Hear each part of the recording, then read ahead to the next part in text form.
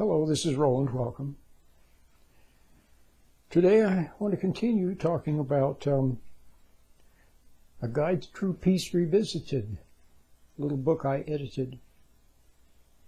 There was a wonderful book made called A Guide to True Peace. It was a compilation of writings of Christian mystics. And I updated it a little bit, put my own introduction, which is very good actually. Now it's available from me or from Amazon.com in either paperback or Kindle, or you order it from me, I'll send it to you by PDF with an email for a small donation, $2 or something. It's really a wonderful little book, Guide to True Peace Revisited. So I want to read something to you from it. It is for want of inward retirement. Retirement means drawing within. It is for want of inward retirement in prayer that our lives are so imperfect, and that we are neither penetrated nor warmed by the divine light of truth, Christ the light. We should therefore be in the daily practice of it, in other words, in the daily practice of inward retirement.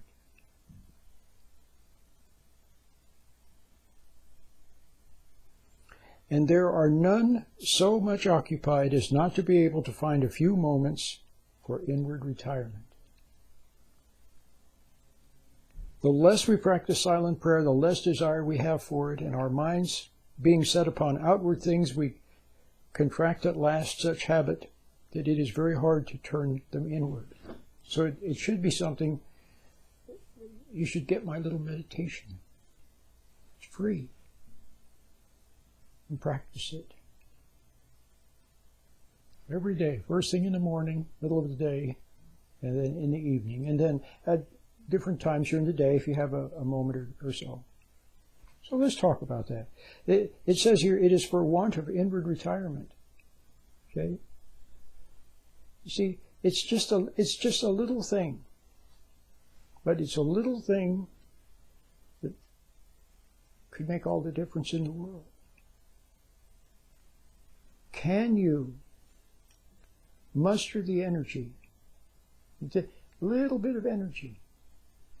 Can you somehow muster a little bit of energy to drag yourself to a chair and sit quietly for a few minutes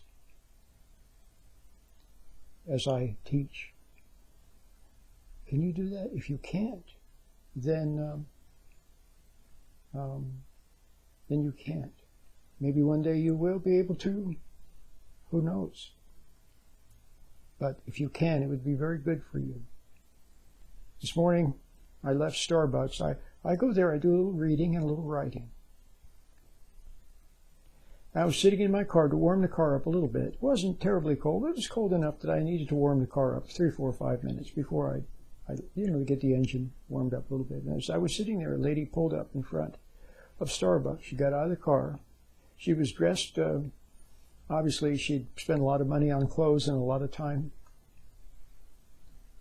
fixing herself up. And then 2 little kids got out, obviously her children. But as she got out of the car door, she threw a couple of pieces of litter on the ground. I don't know if they were rolled up paper or I don't know what they were. 2 very obvious pieces of litter she threw on the ground, or let fall on the ground out of when she opened her car door, and she saw them. She left them and went into Starbucks. Well, that tells me everything right there. She has no character, and it's not going to be, unless she has a change of heart, it's not going to be good, because she doesn't even have the character to pick up those 2 little things. So likewise, if you don't have the character, if you can't sit still for a couple of minutes to center yourself in order to know the truth, then it's unfortunate. So let's continue then talking about getting centered. Let me talk just a little bit about my meditations. What this author is talking about here, inward retirement, means going within, pulling within, taking what I call taking a mental step back. Okay? Taking a mental step back. So there's a little bit of detachment. See, the Buddha talked about detachment. See, but you know something about Buddha? I can tell that I bet he and I would have gotten along famously, the two of us. But what happened over the years is what happens to every original thought of a religious or spiritual nature. Other people get a hold of it, and then they turn it into something to study, and they ruin it. And then there's different schools of it, and it's ruined by the hand of man. But in its purity, when Buddha was there talking, I imagine he was a pretty nice fellow, rather spiritual. And if we could have had a talk, I bet we would have seen eye to eye on most things. Okay? And I might have been able to help him to go just another step. But maybe he did go another step. Maybe he found God, as these mystics did, the presence of God. Maybe he did, but it's been covered up and hidden. See, you'd be surprised how many things are covered up, hidden. Okay? Especially when they're true. When they would do you some good. When they could really set you free. See? Why is it in these communist countries, for example, truth is always forbidden? If you tell the truth, you end up in a political prison. Well, what's that all about? See? So truth is not welcome. But it's not welcome in a lot of homes either, where you have a self-righteous person ruling the home. Maybe father is long gone. And so the self-righteous person is ruling the home. And if anyone dares to speak up to her as God, then they have hell to pay. See? If they dare to tell the truth, it's even worse. So getting back to sit quietly, to know the truth, that would be a wonderful thing. So, oh yes, I was talking about Buddha. Do you know what Buddha said? And I'm sure this is true. I heard this, and it sounds right. When they asked him who he was, he said, "I'm just someone who woke up." He woke up. See? That's what we all need to do. We're all in a trance. We're all in a dream state. And our dreams are managed. Our dreams are managed by the dream merchants. Okay? The dream merchants.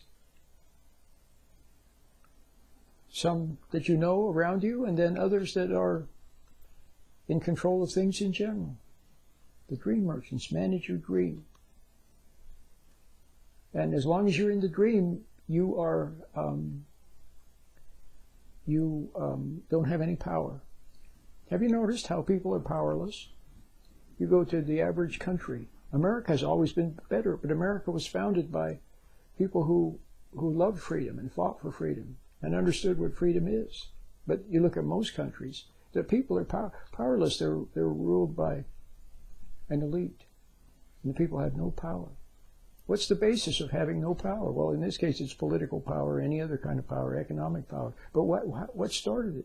It actually begins in a spiritual dimension. People become powerless when they are in the dream state, and their dreams are controlled. See, and their emotions are controlled, and they're not running their own life. They're not in charge of their own life. So Buddha woke up. He wanted other people to wake up too. So that's very nice. I think that's very nice. But what I was going to say earlier is that the Buddhists talk about detachment. I'm sure Buddha did also. He probably talked about it as I do, about taking a mental step back. To detach from, or to take a step back from, being so involved in the things of the world. Okay? So that you can be in, as Christ said, so you can be in the world but not of the world. Okay? You go through life like a ship goes through water. Like the front of the ship, what do they call that? The bow, it cuts through the water. See? The water doesn't go into the ship goes through the water. You should be able to go through life that way. So, things, you observe things, you see things, you notice things. Okay? You watch. See? And somehow you weather the storm and you even prosper. You weather the storm and you prosper. And it says in the Bible, all things work for good for those who love the Lord. Okay? So, wouldn't that be nice? Well, you have to be a little bit detached, so you're not so emotionally involved, so you're not so reactive. Okay? You had that when you were a little child. When you were a little child, you had that. I've talked about that many times.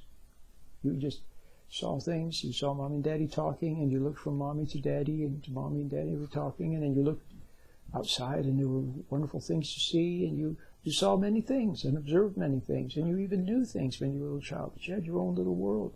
But you lost it when you became what? When you became emotionalized. When you were teased. When you were pressured. When you were upset. See? When your heartstrings were pulled upon, you became emotional. Then eventually the tease made you angry and upset and resentful, and you lost something. Or you were teased by the things in the world and you fell for it. Other people seem to have more nicer clothes than you, or more money than you, or more popularity than you, or more boyfriends than you, or more girlfriends than you, or more something than you, and you resented them for having more than you, because you were just a little ego. See, we have that part of us, that ego part, where we want what we want.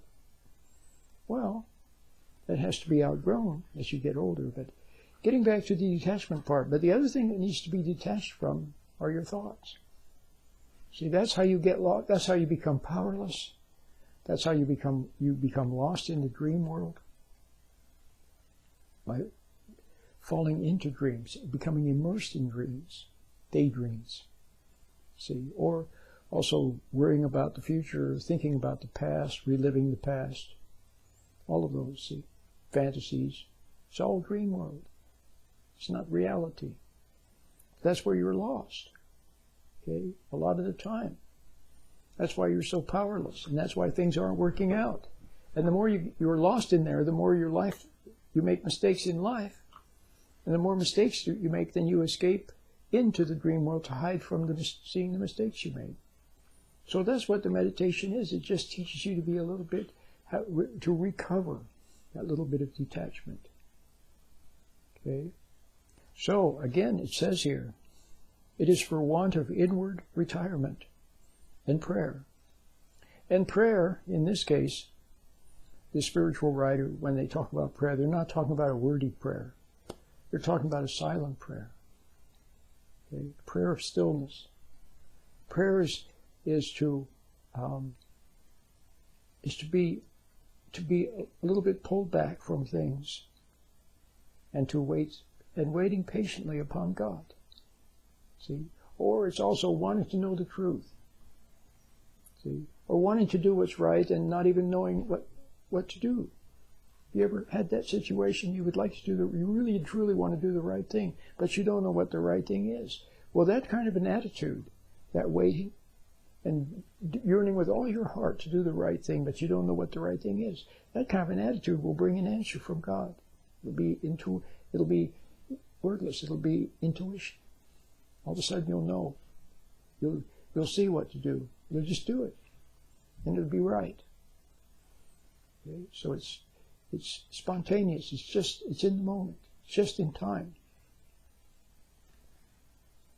But if you try to go and study, look to books or look to experts, look to your own thought machinations of thought and so on,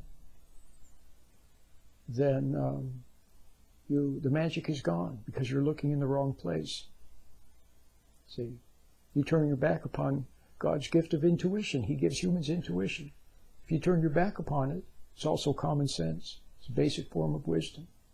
If you turn your back upon it, See, to reach for something else, well, then it won't be there for you. So, now, what did I want to say? I wanted to say something. Oh, yeah, so now you see what meditation is. So I call it meditation.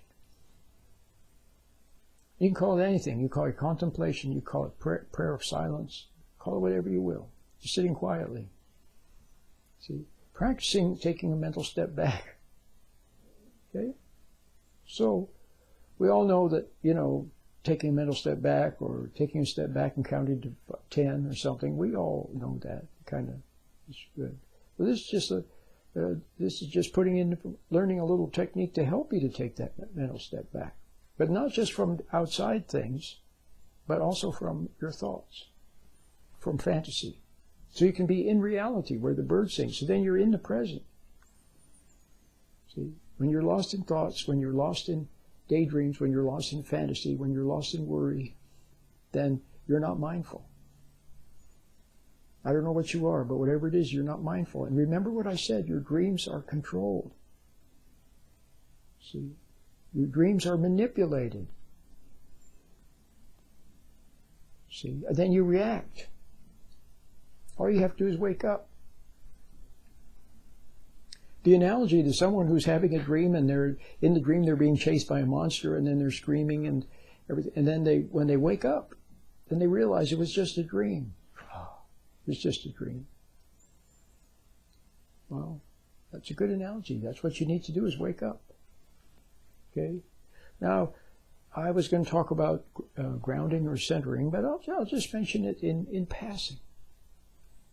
A lot of you have heard of earthing or grounding. The idea being that we're separated from the earth, most of us. We walk around on man-made materials, carpets, floors, man-made shoes.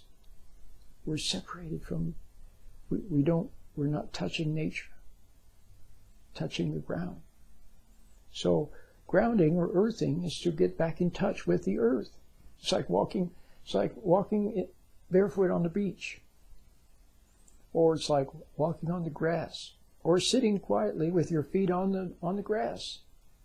Okay, sitting in a chair, you've got your socks, or even better yet, your bare feet on the grass. You're earthing. Okay? So that's becoming grounded. Okay? Which is good. But now what I'm talking about is spiritual grounding. Wouldn't that be nice? Wouldn't it be nice if we could be earthly ground to the earth, and also spiritually grounded? Grounded to your inner source of good. Okay? Well, that's what meditation is all about. Okay? So, I'm going to stop now. This video is already longer than I thought. I had much more I wanted to say, but I'm just going to stop. I could go on forever, actually, but I'm going to stop at this point. And I think there's food for thought there.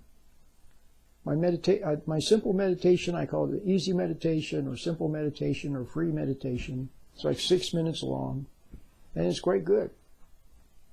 Very simple. So you can become centered and calm down and get spiritually grounded and not so lost in fantasy. So, the little meditation is free. Now I have a more elaborate one. See, if you like this type of thing, these spiritual writings of Christian mystics, if you like the topic of like what I've been talking about today, for example, then you may want more. Just be careful not to study it. Just read these materials lightly. Read them lightly until you have an aha moment, an aha experience. And then when you see something good, then put it down and just be content with that. And let that be something for you to delicately think about as the day goes along. And as you go about your activities and your work, it'll kind of be there and be something to think about. If you would like a little bit more, then you can get my more elaborate version where it has like 4 parts, I think, or 3 parts. I can't remember. I think 4 parts. So it's probably like an hour long, maybe, total. You don't have to listen to the whole thing at once, but it has a lot of instruction. How to deal with negative thoughts and, things like that. So it's very good. So you get that, but then with it, you get my book, Becoming a Friend of God, which is very good. And you'll also get my book, A Brief Introduction to Stress Management, which is good. And I think you even get a copy of this. All, of course, you get them in ebook form. So for a suggested donation of $10, you get the 4-part meditation and the ebooks, okay? And you get them right away. As soon as you go to PayPal, it's through PayPal. You go to PayPal, and then immediately you can download the material. So that that's also good. But I always mention the free one because I don't want people to think that I'm doing this to make money or something. The reason I'm doing it is to help people. I've been on the air for almost 27 years. I've spent tens of thousands, hundreds of thousands of dollars of my own money, and I'm not a rich person. But that's what I do. I'm trying to share what I've discovered. Okay? And once in a while, somebody helps me a little bit, not too much, very little. Okay? But somehow, I don't know how, but I've continued all these years. It's really amazing. So the resources are there for you, so take advantage. My name is Roland.